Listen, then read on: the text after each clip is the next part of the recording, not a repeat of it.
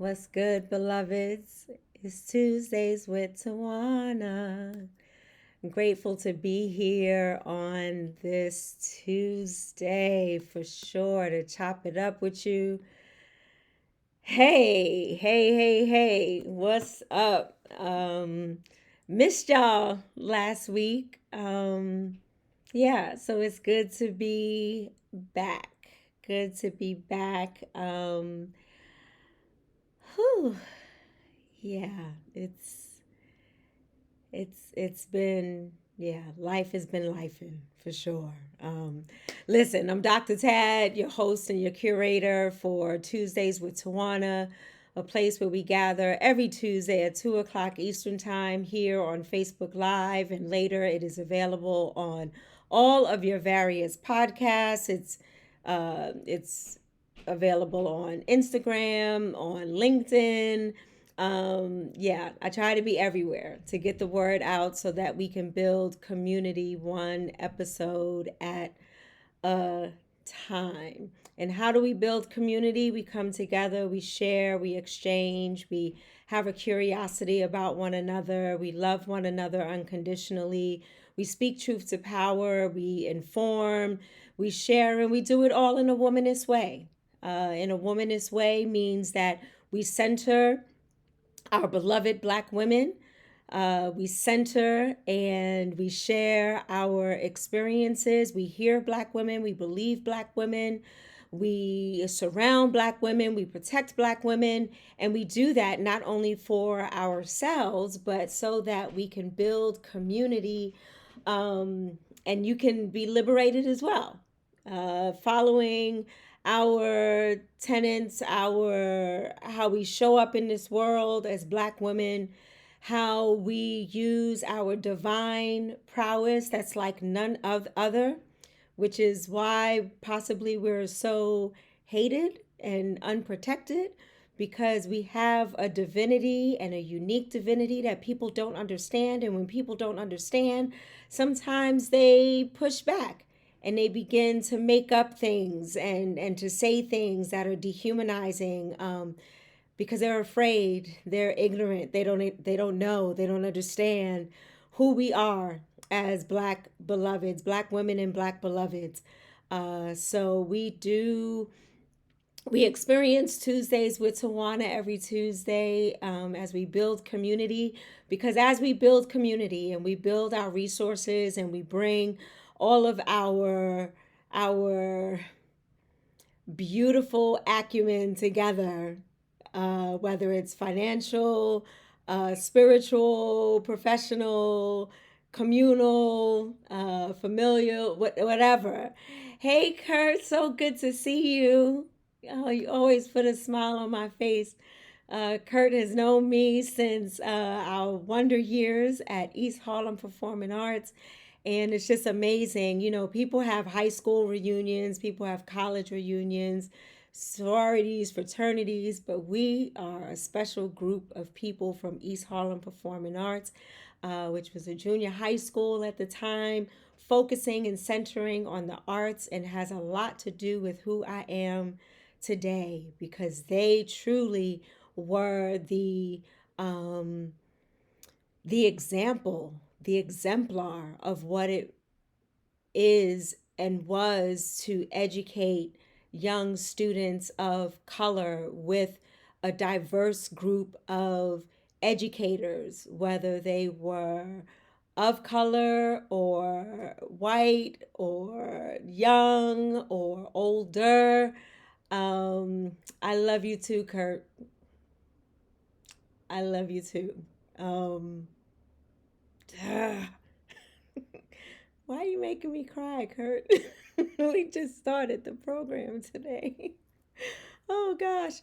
Yes, so we get together and it's, you know, attending East Harlem Performing Arts was just an amazing experience for me. And how appropriate. I wasn't planning on talking about East Harlem Performing Arts School today, but our theme today for Tuesdays with Tawana is too beautiful for words. And I'm at that point where East Harlem Performing Arts was just too beautiful for words. And it was a place where the arts were what the arts, whether it was putting on productions and being a part of the choir, chorus, dance, and of course the fundamentals of, English, math, social studies, science, so on and so forth. But the arts really, it really taught us a lot about life, about community. And that's why we're still so close to this day. We still keep in touch with each other. We have an annual reunion. And yes, it is too beautiful for words. And I wish there were schools like that today. I mean, we had resources. I mean, we put on productions like The Wiz, and we built sets and we made costumes. I mean, everything from A through Z. So if you were a seamstress, you had a place. If you were a set designer, you had a place. If you couldn't sing, but you could dance, you had a place. If you couldn't dance but sing, and everyone found their niche. Everyone was introduced to a myriad and a multitude of opportunities that they can explore and say, well, science is not for me, but this is for me, or whatever the case is. And we just don't have that these days. Teachers are burnt out. I Yeah. Shout out to all the educators that are still pushing through right now. I wish you had the experience that I had, and wish you had the experience that I had with educators who truly loved beyond measure and used their gifts and talents to share with students.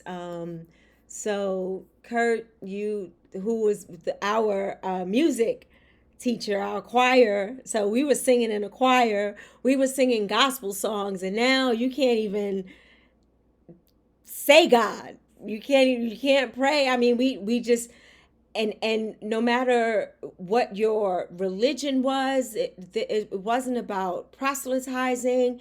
It was about coming together in one voice, like one band, one sound. Um, I was an alto, proud, strong alto. Shout out to all the altos out there.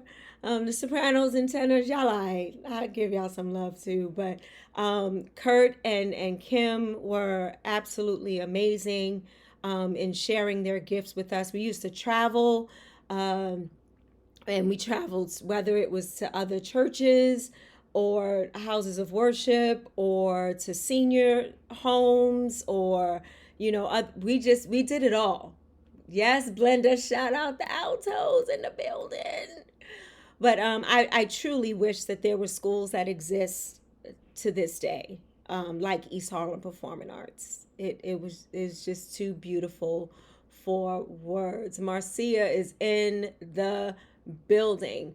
That, yes, going back to what I said earlier, they know, but they don't want to understand. It's misogynoir, the disdain for black women.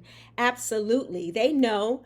Hey, brother, always good to see you in the building. So grateful for your support and for your love and just your presence. So, as we talk about too beautiful for words, this weekend, well, let me pause for a minute just to go back to the arts. I think that's one of the things as we build community, that inserting the arts into our narrative is so important, and to be able to express ourselves accordingly, whether it's through the art of performing, or the art of creating art, um, the art of you know meditation and loving your body and being able to fully embrace who you are, the art of all of that. If we can only learn how to express ourselves through a medium of art, and then those that are experiencing, witnessing, witnessing with this sense of curiosity, like, I didn't really know, how to paint, in that medium, but I could sing. That was my joy. That was my niche. Um, and others being able to watch and be invited into that space. So singing from the age of 9 years old, and then going to East Harlem Performing Arts, and then singing in a choir for 5 years, and you're just doing all those things to acknowledge and to embody who I am and how I show up, and knowing what I know and loving what I love. That is a huge part of building community. Hey, beloved. Natasha is in the building. Y'all, listen, y'all don't know how honored I am just to have her here today and to have her in my circle. I'm honored to have all of you here. But this beloved right here, Esquire, you can catch her on Court TV. But besides the accolades, she is hilarious. I told y'all once before during these broadcasts, I don't really rock with Facebook like that, like, always scrolling and looking, but I look for certain posts that'll bring me joy or keep it real, keep it 100. And Natasha is definitely one of those people that will have me cracking up or teaching me something new, one or the other. Yes, so grateful. What's up, my friend, Lady Sunday? My childhood friend. We both have the same last name, so we always considered ourselves family. We lived next door to each other in Wagner Projects for so long. Marcia, LOL. Marcia's a soprano. You right. Altos do be loud, but when they when they go lower, sopranos keep it high. Yeah, y'all got it. Y'all got it. Oh, I love you too, Natasha. Oh, yes. So with that, with the arts, bringing that into building community, I think it's the creative portion that'll just help us come together and have this essential curiosity about each other, and to teach, each other, whatever our expertise is, whatever it is that brings us joy, and how we move our body, or how we use our voices, or how we use this instrument, our body, this instrument, to come together in community, and to create this symphony, to create, everyone knowing their part and playing their part and doing it with such divine excellence. We're not talking about excellence with meritocracy or anything. We're talking about excellence, this divine excellence, and bringing our best to communities, so that we can be the voice that we are called to be for those who are silenced, those who are dehumanized, those who are disrespected, those who are ignored, those who are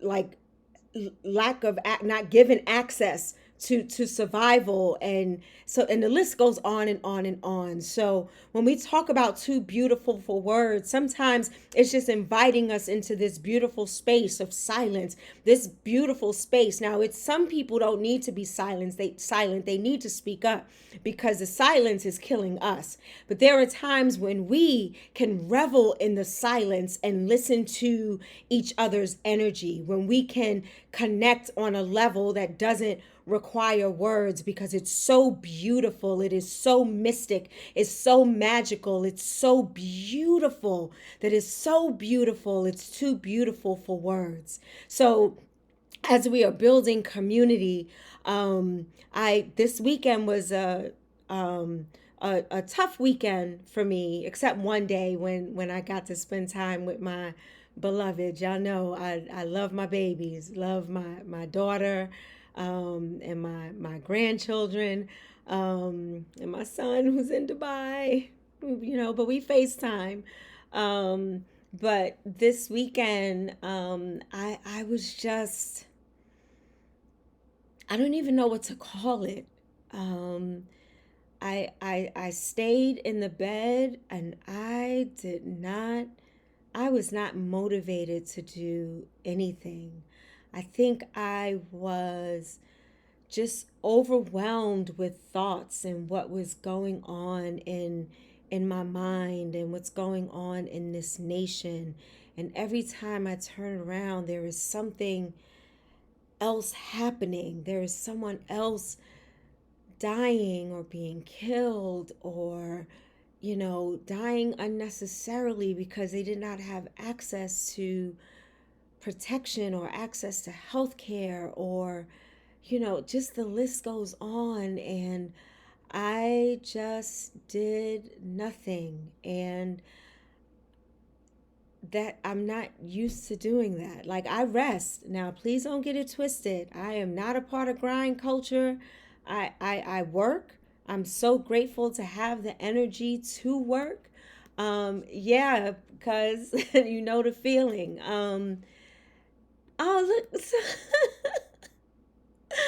Sandy Limbrick, another East Harlem performing arts teacher in the building. I told y'all, this is how we rock. This is how we build community. We are here exemplifying how to build community.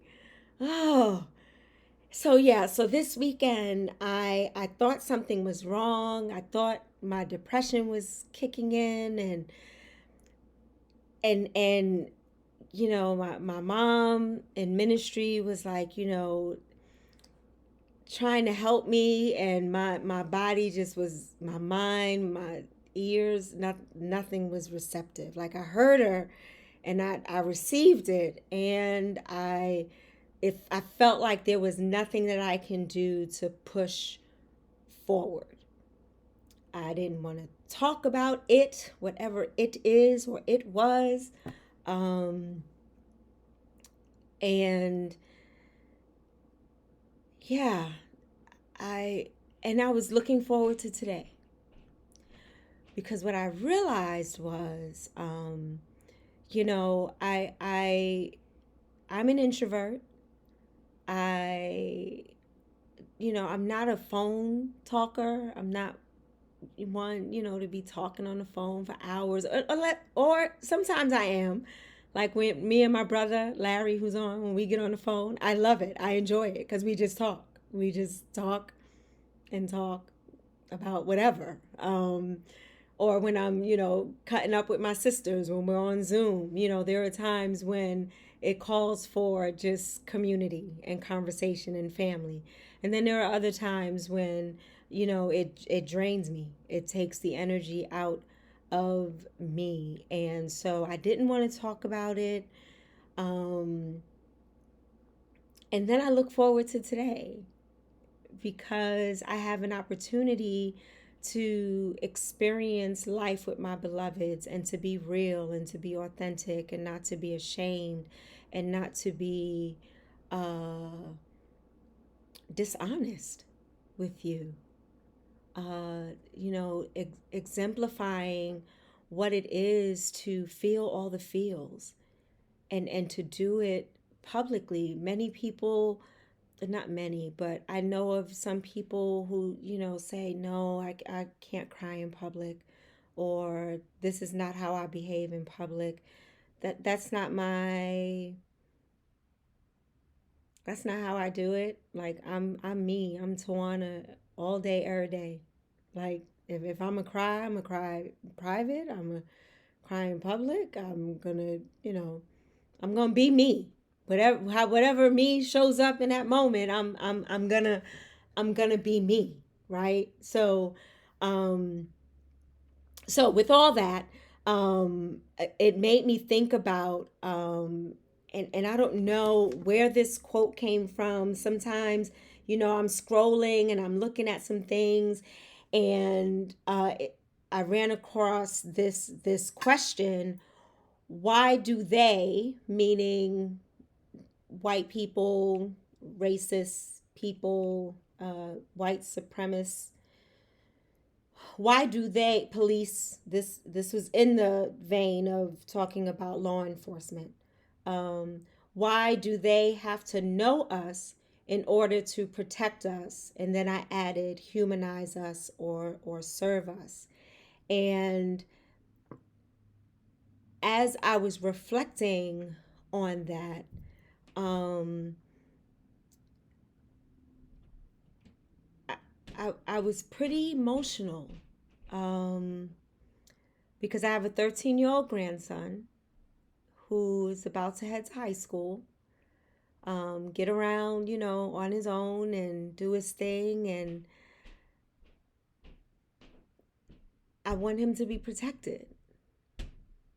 I want him to be seen for the beautiful human being that he is. I want each of you to be seen for the beautiful human beings that you are. And then my mind went to someone like Fred Hampton, who was murdered because fighting for our lives, or someone like Afeni Shakur, who was brilliant and died of a heart attack at 60 plus years old, in her upper 60s.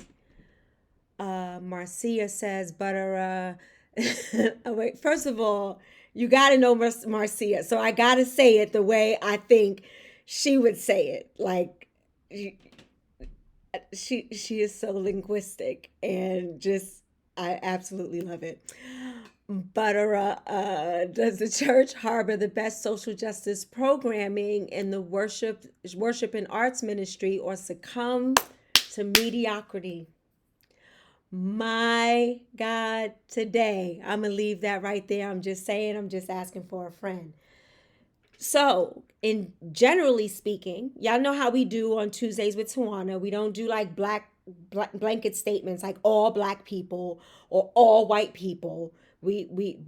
And at the same time, there are places, spaces, and things where things happen quite often that it is the majority. So a statement like this definitely offers or calls for more conversation about shifting the church and the narrative when we do not offer the best social justice programming, when we don't use the sacred text in any particular religion, whether it's Christianity, Islam, whatever. We're not using the sacred text to liberate. Oftentimes we find that we are using the sacred text to continue to spew out this misogynoir, or to spew out this oppression, and to spew out and to embody patriarchy. And we're not using the things that we need to do to build community, to honor who we are, to look at one another and say, I honor you as a human being, regardless of what you do or say, or what you do for a living, or how many children you have, or are you married, or are you straight, or are you LGBTQIA plus community, or are you gender non-conform, whatever it is. The church is not overall addressing these issues. There are churches that do, or places of worship or congregations, because I don't want it to just be Christian. So, but I grew up Christian, so sometimes my language will default to Christianity, and I want to invite other religions into this conversation to talk about what liberation really looks like, and why is it that I lay in my bed all weekend just discouraged and saddened and frustrated, feeling all of these feelings and feeling like there's nothing that I can do about it. Feeling like I can't even go into community because my beloved community members don't even realize the power that they have to be the change that they want to see, to turn things around, to be able to use their capital, to use their divine prowess, to use their intellect, to begin to change things, and not believe the words that you hear because we are too beautiful for words. If I am in the pulpit and I happen to tell the story, whether it's of Esther or Leah or Deborah or Vashti, whoever it is that had to deal with some serious challenges, how can I then impart this liberative narrative to the people that are listening without degrading and demeaning the white cohort of people that put God's words into writing through their own lens? And if they can do that, that means that I can look at a sacred text, which may not just be the Bible. It might be a womanist work that I take, or it might be a Afeni Shakur's book that Jasmine Guy wrote, where I can then take snippets of those quotes and it becomes a sacred adage to me. And I am now sharing with you how we can expand our divinity, expand our community, being too beautiful for words that try to demean us and dehumanize us and degrade us. Meditating this morning, Debbie Brown, she says, she talks about feeling all the feels and understanding that you are not what you feel. So when you say, I am frustrated, you begin to embody showing up as frustrated. But if you say, I feel frustrated, now I can deal with those feelings accordingly. Those feelings that may not necessarily have the accurate words to describe who I am and how I choose to show up. So I choose not to show up frustrated, a word that puts me in a box. I choose not to show up angry, I can feel angry. I can feel disappointed, because now I can take my divine prowess and community and to begin to shift the narrative so that I don't show up in that way and embody that, because it's not good for my well-being and my health. I really could care less about what other people and the words that they try to put on me. Yes, it hurts, which is a feeling. Yes, I disagree, which is another feeling and thought, but it doesn't make me that thing or that person when someone says that they dehumanize me or degrade me or demean me because of the color of my skin. And let's not even go into colorism because of the dark color of my skin. And being able to show up without embodying those words that are negative and that dehumanize me, because I am too beautiful for words. Marcia says, yeah, we often succumb to Eurocentricity.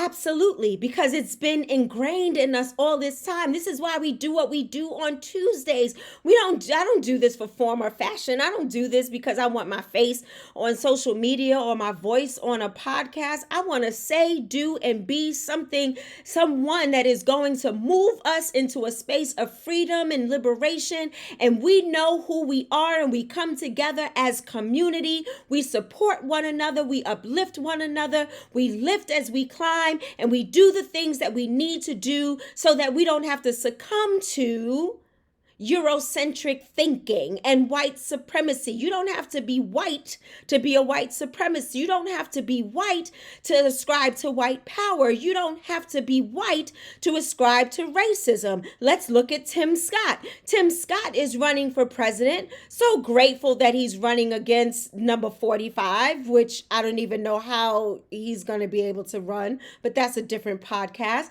But what he said was, and he doesn't say it like in my experience, I did not experience challenges with the police or whatever. He is of the adage of pulling yourself up by your own bootstraps.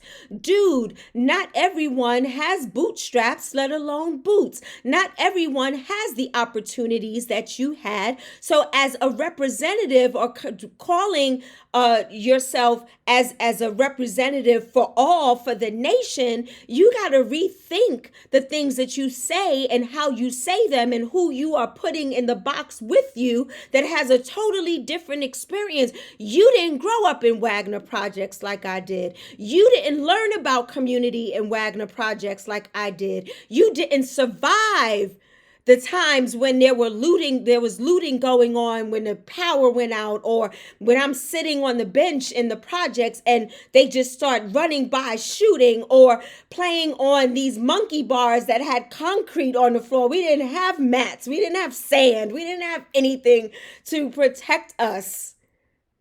All we had was us. So that's my experience. What's your experience? And then being able to take those two divergent experiences and bring them together so that we all can experience some semblance of liberation, especially for white people. I usually don't use the word liberation when it comes to white people, but they need to be liberated from their asinine thoughts and their guilt and their shame for the shit that they put us through for hundreds of years. They need to own it, apologize for it, give us reparations, and now move forward. Because when you apologize for something, that means a change in behavior is expected. If I hurt you, I apologize is not an apology. I apologize. Please forgive me for hurting you. What can we do to right the wrongs? What can I do to heal? What can I do to help us journey together to heal? You will rarely hear that from the masses. You will rarely hear that on our news programs that are owned by white people who are only concerned about money. You would never hear this from the NRA talking about guns don't kill people, people kill people. Well, let's talk about that. When people kill people, you are putting guns into our communities, drugs into our communities, the lack thereof into our communities, taking away our books and access to resources in our schools and access to health care. And then you wonder why feuding and wars are happening in our own communities, because you designed it that way so that you can make more money from your guns. When a child and their family are posing in a picture with a gun, with guns and AR-15s that we do not need. I don't even know why those guns are made. And we can talk about war during another conversation. I know they are made for war, but are we at war here against our students, against our children? We'd rather see our children die than to put a ban on AR-15s? Are you kidding me? Do you even know what beauty is? Do you even know what life is? Do you know what living life more abundantly is? Do you know what humanizing someone else is beyond what they make, beyond their skin color, beyond the way they talk, beyond where they're from? Do you even know what love is? Do you know how to love yourself? Clearly not, because you don't know how to love me. And in order to love me, you need to know how to love yourself. And then if you have a challenge with loving yourself, being able to come to terms with that so we can journey together on healing and loving one another and showing each other how we can learn to love each other unconditionally with unconditional positive regard. Too beautiful for words. That's who we are. So you're trying to figure us out and trying to call us and name us. You've named us from the beginning of time. From the beginning of time. We were slaves to you. We were niggers. We were Negroes. We were colored. And then our genius, Jesse Jackson, said, well, let's be African Americans. No. I'm not tying myself to America because I didn't ask to be here. I'm sure I did not want to be here. Just listening to my DNA and to my ancestors and to what is around me and the energy. So I use the socio-political term of Black, not the color, but the political stance of power, the political stance and divine stance of beauty and intellect and community and each one teach one, each one reach one, and love and support and healing and journeying together and doing things communally. We are not individualistic. That's white. We are not paternalist. That's white. We are not only one way. We are both and, not either or. The either or is very white. We are not honoring the written word because our oral stories and our oral dissertations speak highly and more power into who we are and how we show up in community and in this world. We are too beautiful for words, beloved, and y'all trying to steady figure us out. But you know what? For this broadcast, for today, my challenge to you today is for our beloveds to love ourselves and to understand how we are too beautiful for words, how we need to create the resources. We built schools during times that we were enslaved, or during the civil rights movement, or during Jim Crow, or during all of the most heinous times. We built schools, we built churches, we built printing press, we built communities, we built houses, we all bought houses in the same area. We did so many things together, and then we I don't want to say we allowed, because then that puts the onus on us and blames us, but the powers that be then came in and destroyed all of that. Anytime that we have success or we move to a certain place that honors us and gives us what we need to survive and to thrive, they come and take it away. Jamie is in the building. Yes, naming those feelings. And listen, Jamie does amazing grief work. Amazing grief work. Listen. First of all, I experienced her in a group setting in Pink Robe Chronicles, which is our communal space for worship and for learning and for lamenting and for showing up and being who we be and being unapologetically Black. And I've experienced Jamie on that level, so I can only imagine what Jamie and Natasha do outside of Pink Robe Chronicles, which is why I stay lifting them up, because these are Black women doing it, they Black beloveds doing their thing in community. Marcy, oh, Jasmine. Thank you, Jazzy. Everybody say happy belated birthday to Jazzy. She turned 40. She's my ride or die. I love her so much.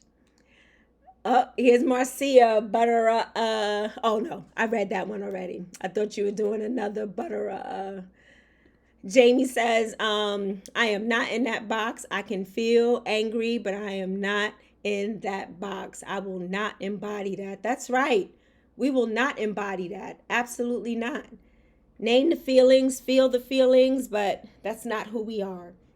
So my challenge to you is today, beloved, whether you're watching this live or someone you're listening to this later on, is to truly, truly take some time throughout your day, whether it's 5 minutes, 20 minutes, an hour, whatever you have. Take some deep breaths and pay attention to your body and what you are feeling, and be able to name those feelings. Being able to identify the joy that's within. We don't always, ooh, excuse me, that came out of nowhere. I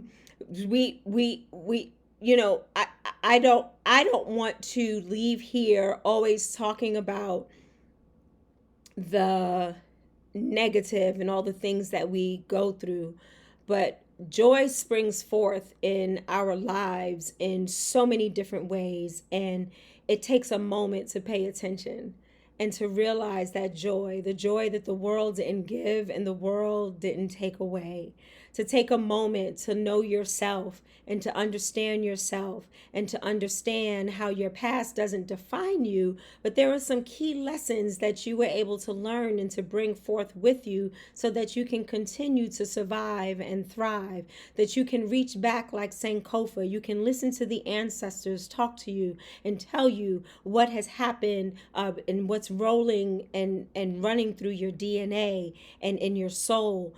Take a moment to understand,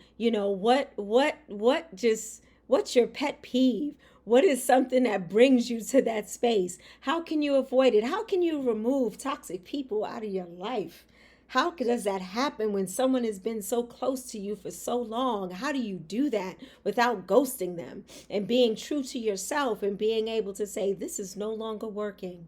I can love you more from a distance. I'm out. Right? So what is it that you need to bring yourself healing, hope, joy, grace, mercy, peace? Bring that for yourself so that you might offer it to others, and then that person can then offer it, and we can begin to build community that's rooted in these things and not rooted in a response to what the world or this nation is trying to do to us, trying to destroy us, trying to dehumanize us, as a matter of fact, and even killing us. How do you shoot an 11-year-old? How does that even happen?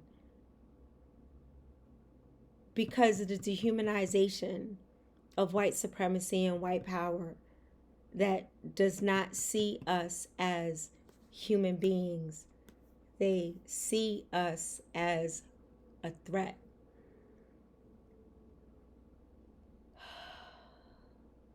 And we are a threat. But we're a threat that's too beautiful for words, and we're not a threat to one another, and we shouldn't be. We shouldn't be a threat to one another. We should be building community, having real conversation, speaking truth to power, coming together, getting the rights to our bodies back, our communities, our schools, our religious freedoms. So, beloved, take some time to love on yourself and understand that I tell you from the depths of my heart and my soul that you are too beautiful for words. Hold on to that. And may that give you life and speak life during your most trying times. May it make you smile when you're at your lowest. May it lift you up when you don't feel like you can stand tall and strong with your head up.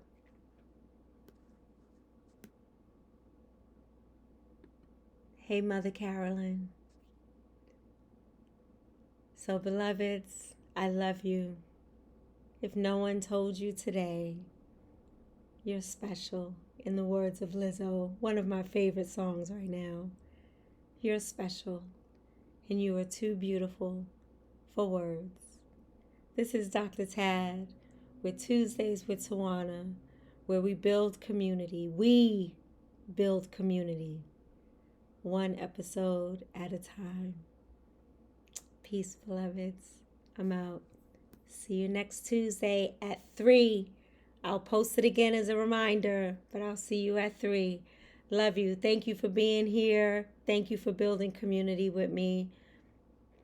Words can't even express how grateful I am. It's just, this moment is just too beautiful for words.